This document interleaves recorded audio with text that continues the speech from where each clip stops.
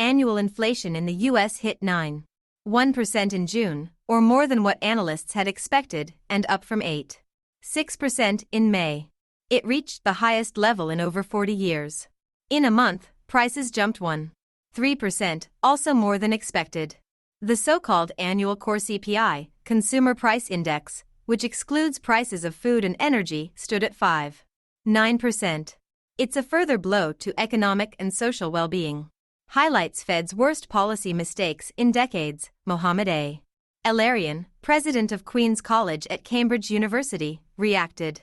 Right after the announcement, Bitcoin, BTC, dropped, sliding from $19,921 to $19,089 in an hour, at 13:34 Universal Time Coordinated, while Ethereum, ETH, moved from $1,090 to $1,024.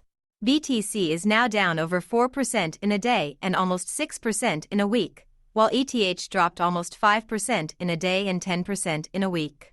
According to a Bloomberg estimate, the headline inflation number for June was expected to come in at 8% annually, while the so-called core CPI, Consumer Price Index, which excludes prices of food and energy, was expected to be 5.7%, down from 6% 1 month earlier.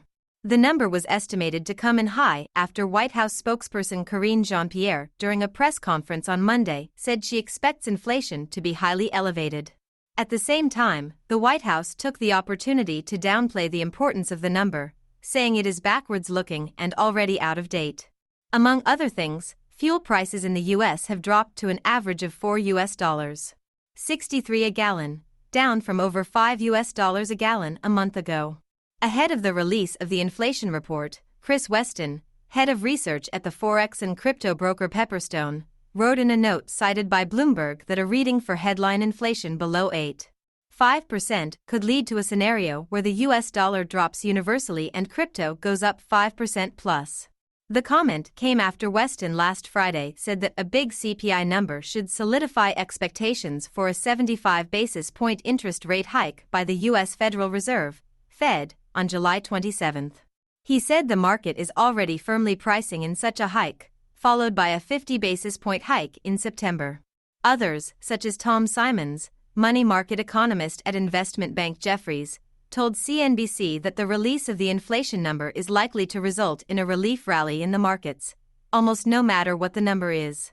If it comes in higher than expected, we'll feel this is definitely the peak, Simons said, adding that markets will also be encouraged that the pace of inflation could slow if the number comes in lower than expected. Either way, we're going to end up with some kind of relief rally, he said. Meanwhile, from the crypto-native camp, Alex Kruger, a popular crypto trader and economist, said earlier this week that his view is that inflation comes in even higher than the expected 8% and that any large dip in asset prices gets bought.